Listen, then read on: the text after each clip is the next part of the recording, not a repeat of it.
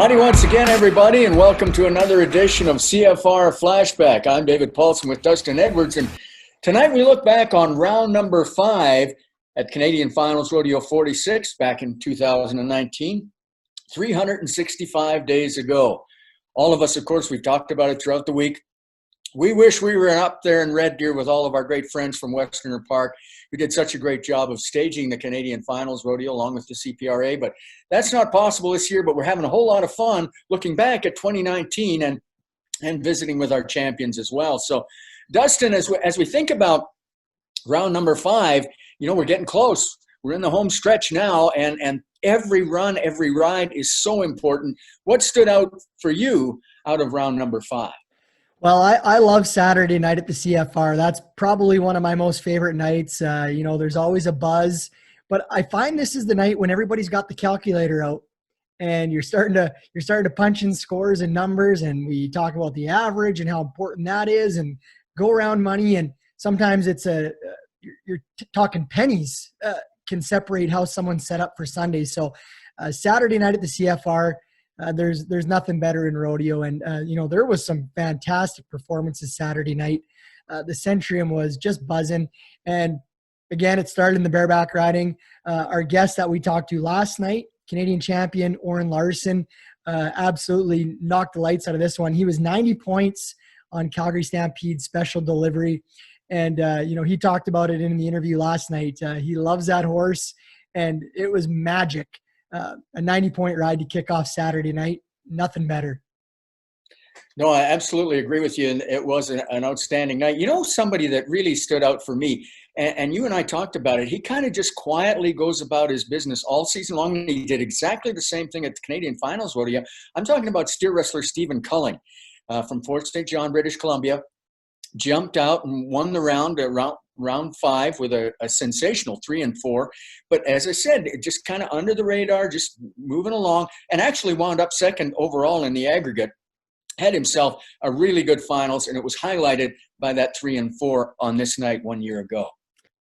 And staying with the timed event theme, there was a team that I was shocked it took them this long to get to the winner's circle, and that was Colton Schmidt and world champion Jeremy Bueller, who on Saturday night roped 1 and 4 flat in the Centrium.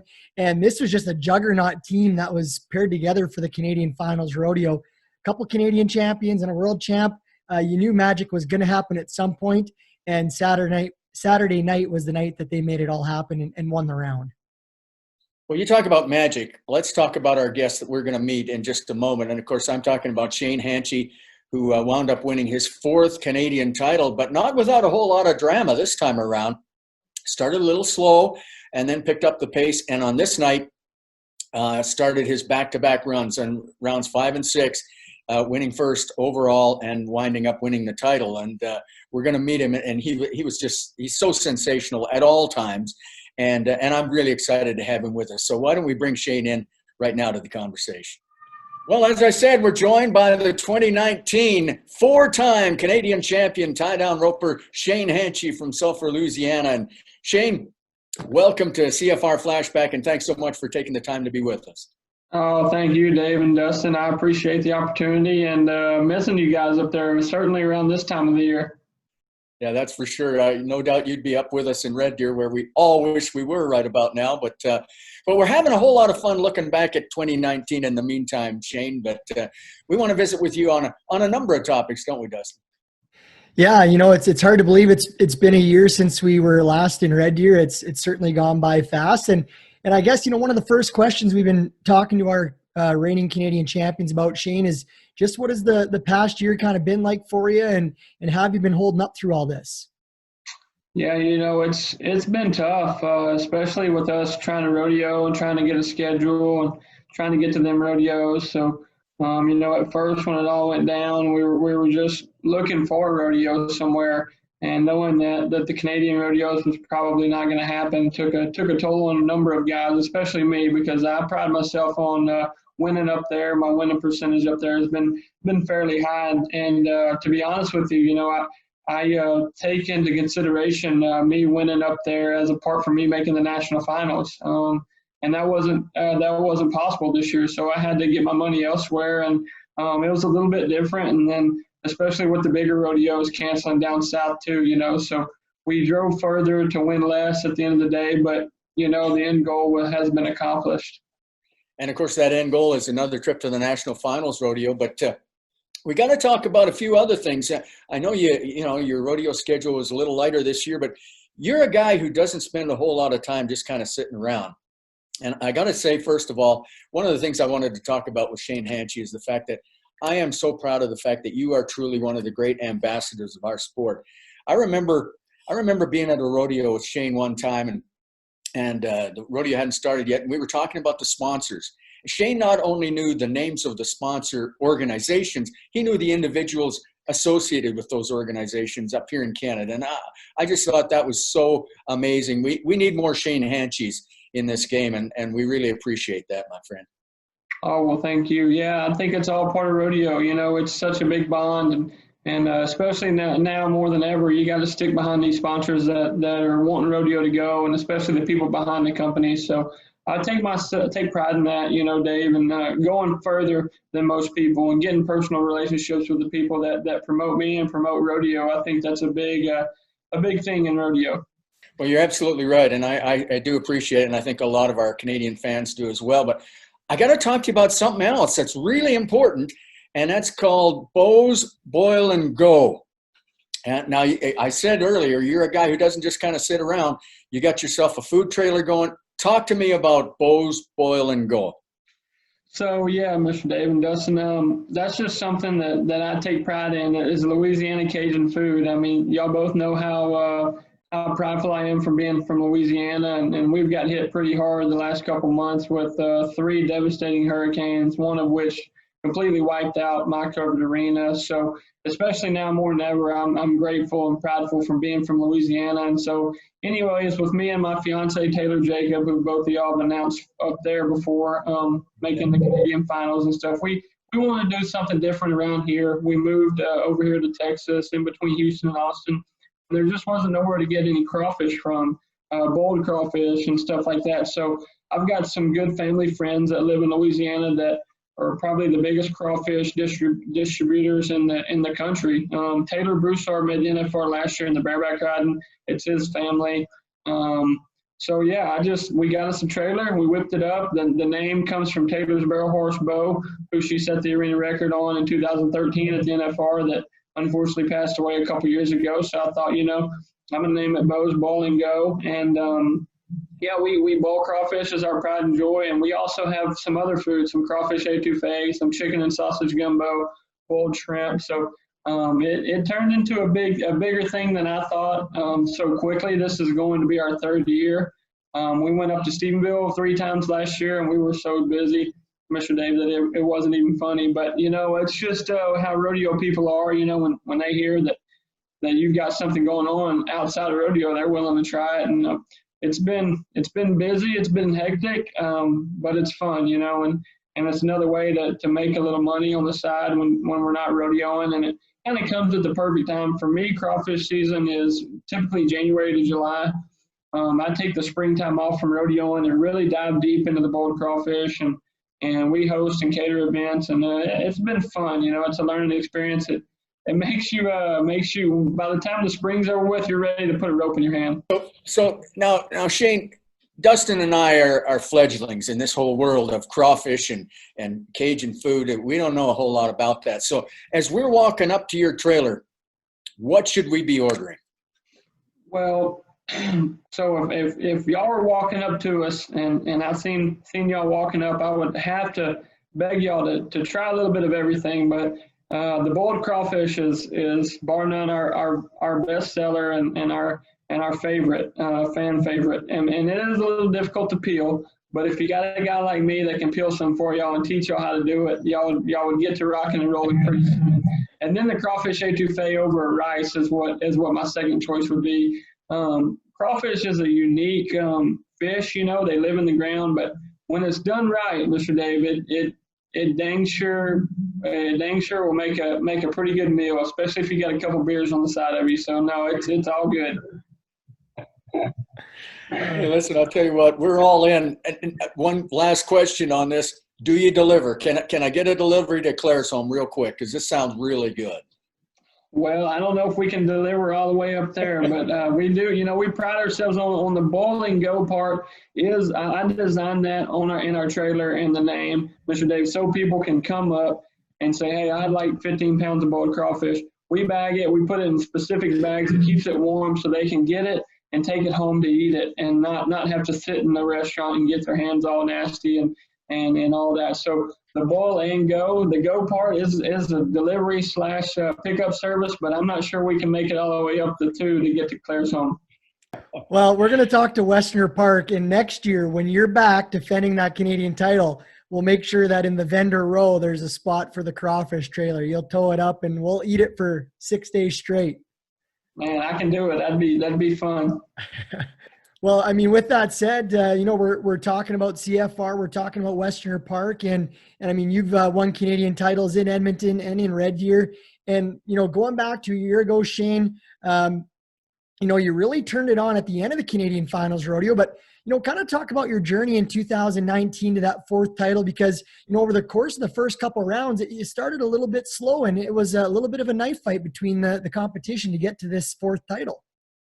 Yeah, you know, Dustin, I'll even take it before the CFR, getting to the CFR for me. I'd had a rough spring up there, and I didn't do great at Ponoka. I broke the barrier in the short round of Ponoka, where I really thought I had a chance to make my move, and I couldn't really get anything going up there until Medicine Hat. I was able to win Medicine Hat, where y'all two were announcing, and I thought, man, I thought I was in. But, you know, as the season went on, I wasn't. I was on the outside looking in up until Armstrong's tour finale. I didn't have no luck at the rodeo, and Armstrong's tour finale was what led me to a CFR appearance. And I knew that I needed to win. Well, I didn't know, but Logan Bird, luckily, he's a statistician, numbers guy. You know, I'll ride TJ, and we'll talk about TJ here in a bit. But he told me I needed to win 2nd or better. If I won 2nd or better at the tour finale that night, and I would almost guarantee a spot into the CFR.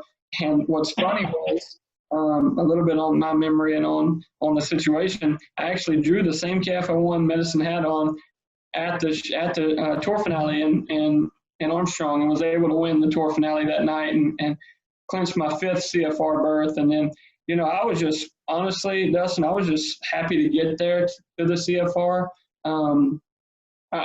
Deep down in the back of my mind, I wanted to win that thing, because I've been there. You know, that had been my 5th time. I thought winning 4 out of 5 would have been pretty cool. And like you said, it started off terrible. I didn't rope very good. I didn't draw very good, but I didn't rope very good neither. And I didn't feel like I really had a good chance until the 3rd round. And I'll be honest with you, leading up to the 5th and 6th round, nobody really even thought I had a chance. Everybody kind of had written me off until I heard you guys in the 5th round. When I won the round, y'all said, well, he kind of gave himself a chance for tomorrow. And when I knew I had that calf drawn in the 6th go-around, I knew if I could win the round and put the heat on him and then be winning the average when Haven had backed in there, that I had a good as chance as any to win my 4th title, and it worked out. You know, I have to confess, Shane, that I was probably one of those people who had written you off a little bit earlier in the week, because I felt like, you know, he's a long way back. And then you started, you know, typical Shane Hancehy, you're never out of it. And then, of course, winning those back-to-back rounds 5 and 6, 7 and 2 in that last round, did exactly what you needed to do, put the pressure on Haven, who was a pretty darn good roper, as we found out. And it was just more of that drama. So talk to me a little bit about, now 4 championships. Do they become a blur, or can you differentiate? Is there one that was more special than the others over the years? Oh, you know, they don't become a blur ever. I remember the first one like it was yesterday in 2012. I had, unfortunately, my horse had colicked on the way up there and had surgery at Fort Collins, and so I had to ride my buddy's horse. But you know, that year, the regular season was one of the best to date that I had up there. I had won Grand Prairie, won Ponoka. 2012, that summer, was awesome up there in Canada. And so I had a pretty substantial lead going to that finals. And I knew just if I could win some money that I would probably win my first Canadian title. And then the second one is when we started on TJ in 2015.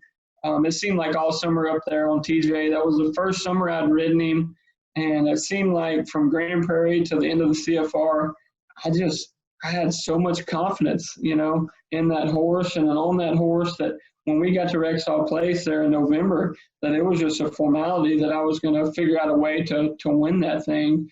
And then, the third one being the first one at Red Deer, everybody was kind of wondering what to do, with the first ever CFR move to Red Deer. And I just remember I got off on a roll right off the bat. I run 2 calves that I really loved the first 2 rounds, won both them rounds, and then from there it kind of seemed easy selling. But if I had to pick one, it would probably be 2019, because everybody kind of rid me off, and nobody was thinking that I could kind of come from the back of the pack and win them last 2 go-rounds. Because, I mean, really, if you think about it, if I don't win the 5th round, I probably don't have a chance. And then I won the 5th round, and then I needed to win the 6th round, and then that gave me a chance, and then I ended up winning the average. So for sure, 2019 was the hardest one to get, especially with guys like Haven and Ty and all these young Americans on our heels. And then you got the savvy old veterans, like the Al Bouchards, and then Logan Bird was there and stuff. So, no, it was really cool, 2019. Gave me a lot of confidence going into the national finals, I'll tell y'all both that. Well, you spoke to the competition, and, I mean, you've battled a lot of great calf roping superstars, Canadian and American, to get your 4 titles. But in 2019, a pretty solid field at the Canadian Finals Rodeo. One of the best ones we've seen. Kind of speak to the guys that you're roping against up here in Canada. Yeah, I think I hope anyway that one of the reasons that the younger Americans came up there and decided to get their count in and go to the CFR like Ty and like Haven was because of what I've done up there in the past. Knowing that I can go up there and get to 15 rodeos and make good money up there, I think is really what's pushed them guys from down here to start going up there and rodeoing enough, So, Ty and Haven, them 2 kids, I rodeoed with them that summer going up there when we went to Regina and Strathmore together. Them 2 kids are going to win. They're going to win a lot up there, and you'll be seeing a lot more of them. And the younger Canadian kids, they're right there with these guys. I mean, for starters, I got Bo Cooper, Zeke Thurston's cousins down here, been living with me for the last 6 weeks, and I'm gonna tell you what, that y'all write his name down. That kid is for real, and I'm excited that we get to see him hopefully next year, get his rookie card and see what he can do up there. But there's a lot of young up and coming Canadians that come down here and they hold their own with these Texas boys and Oklahoma boys. Now, you talked a little bit already about TJ, but let's take a minute because, of course, I know he's been such a big part of your success, and I know you love that horse, and you guys are just magic together. What is it about TJ that makes him so special? Dave, a lot of people have asked me that, and the easiest way to explain it is he's a winner. I mean, you can go back and see all the guys that's ridden him and what they've done, and they've won on him every time. And, Maynard and Logan, they've done a heck of a job with their horse program up there to get more horses like TJ. And he's got another one coming up, Peso, that's just as good as TJ, getting to be just as good. I don't rope on him as good yet, but he's got the same ability and the same style as TJ, running up there real fast and gaining ground. But for me, TJ's the same every time. You back him in there at Pinoca, or you back him in there at Airdrie, or you back him in there at the CFR, he's going to give you the same trip every time. And that's why I rode him at the national finals in 2015, is because I knew every time I backed in there, he was going to give me the same trip, no matter what the calf was, no matter what the setup was like. And man, he's one of the greatest I've ever rode. Well, since Logan went on the disabled list this summer, he's trying to take over mine and Dave's job. He's picking up announcing. So we'll watch for him on a mic in his calf careers all done. You don't have to worry about that. I can promise you. The little bit I've heard from his ropings, I'm going to say y'all 2 are just fine. Y'all don't lose no sleep over Logan Bird trying to take over y'all's jobs. Shane, you referenced all the places you've been, and I'm thoroughly impressed with, your memory of everywhere you travel and times. And I remember interviewing at Airdrie one time, and you even corrected me on your time from the year before. You've got such a memory, but you've been to Canada lots, and you talk about the big rodeos, and I know you've been to lots of little ones. Heck, I've seen you at Bruce and the small places. Is there a particular rodeo in Canada that you just love going to every year, or you've always had luck at? Like, is there one that just stands out to you? Yeah, there's a couple. Obviously, Pinoca is right off the top of my list just because of what Pinoca is, right, for everybody up there and for me down here. But Williams Lake, for whatever reason, Williams Lake has always been a rodeo that I seem to get money at no matter what. And, you know, you wouldn't think because it's off there in the middle of nowhere, especially during the time of year that it is, you know, with us traveling the rodeos north and south of the 49th. So it's tough to get there, but once you get there, for whatever reason, I've had a lot of luck there. And really it's all of Canada. I've you know, and I tell people are like, how do you win so much up there in Canada? I said, well, I think I rope good, but there's so many more chances up there in Canada as far as the cattle and the calf preparation and the calves that the only way you're not going to win is if it's on you, because the calves, you know, going back to Logan and Maynard, they've done such a good job up there with that calf preparation and them calves, and then Troy Hoff with his Herefords in the summer. And it's just easy to go up there because I know that if I back in there 9 times out of 10, I'm going to have a chance to win money if I do my job. And with that being said, all them little rodeos, and it goes from, like you said, from Bruce Stampede to Ponoka, Alberta, it's the same type of calves, and you can win first if you don't mess up. Let's talk a little bit about what's going on right now. Of course, you're getting ready to head off to Arlington, and you're going into this national finals rodeo in 10th spot. What's on Shane Hanchey's mind heading to Arlington? Are you do you have a specific goal other than maybe another world title, which would be very, very nice as well? Yeah, you know, I mean, nobody really knows, but the only time I won the world in 2013, I went in 10th place. So, I mean, that might be a little omen for us, you know. But, you know, I'm a ways back. Shad had a great year. When he started off hot, it was going to be hard to contain him either way, and he kind of kept going. So, you know, I'm a ways back, but with this new money, I mean, 3 or 4 rounds in a row right at the beginning, you never know what can happen. I'm just kind of looking forward to kind of stacking up as much cash as I can. Everybody's kind of written everybody off. You know, everybody's wanting to assume that Shad's gonna maintain his lead, which he possibly could. But so your other 14 guys are pretty much just back there going, well, we made it here for a reason, you know. So that's me. I'm going to go in there, try to win as much money as I can. But, you know, Dave, this is going to be a whole different deal. A lot like the first year at Red Deer for the CFR.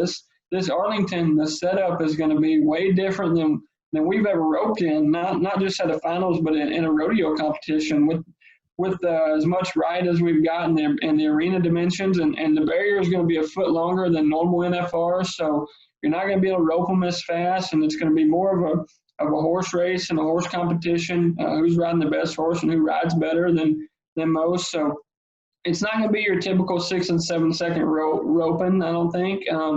But, you know, as the week goes on and we figure out the calves and we figure out the barrier, we will time and you know, maybe 6 or short 7 for sure. But I think we're just going to go at it one at a time, kind of. You know, I'm a planner. That's what I've told people. They're like, what do you think about the move? And I'm so grateful that we're having a national final day, but I'm a creature of habit. You know, I've been to Vegas 10 years in a row, and I kind of have my little mojo going down there. So it's going to be a lot different, but it's going to be different for all of us. So I'm looking forward to it. I hope like heck we put a good show on and prove that we needed to be there. So how does it feel? You're a Astros fan, and now you got to go into the competition ballpark. Yeah, you know, it's funny that all the Astros fans over here calls that stadium Mimic Made, because Minute Maid's in Houston, and so they call it Mimic Made because I guess I haven't been down there yet. We were 1 game away from making the World Series this year, but I haven't been down there or up there to check it out. But they say it's almost exactly like Minute Maid Park, so I should feel like I'm at home. All right, now let's talk a little bit about next year, and obviously all of us, and certainly us three, are all hoping so badly that Canadian rodeo comes back, and 1 year from now we're all up there at Red Deer enjoying CFR 47. We're hoping, of course, that Shane Hancehy is going to be a part of that. Is Canada a part of your 2021 plan? Oh, for sure, Dave. I mean, if we're having rodeos up there, I'll be there with bells on, and I'd almost venture off to say, if you can promise that we'll be in Red Deer this time next year, I wouldn't mind having to walk through a little bit of snow to get to the arena, because I'm just so ready to get back up there and you know, not only the rodeos, but you know, I've been going up there for 10 years. I've got friends, closest family up there. You know, I miss going to play golf with Jeff Robson. I miss going to rope with Logan. You know, it's just all the relationships I've gained the last 10 years going up there. I really miss them guys. So I'm hoping like hell we get to go up there, and heck, if you told me that they're gonna have Bruce, I'll be there, man. We hope so.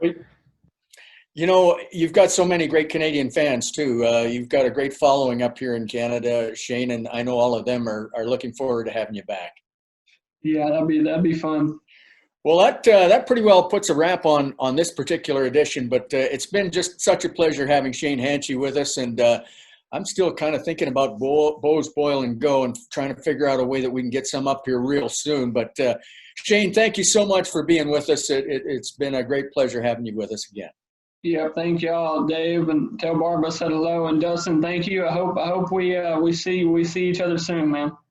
Well, thanks so much, and that's it for this time around, ladies and gentlemen. And that was round number 5 that we talked about with Shane Hancehy, the 2019 Canadian tie-down roping champion, his 4th title. We'll be back tomorrow night with round number 6, and that's going to be a very special event because it's a 1-hour special as we feature 2 of our Canadian champions on that night. Until then, I'm David Poulsen with Dustin Edwards and our special guest tonight, Shane Hancehy, saying, so long, everybody. See you next time.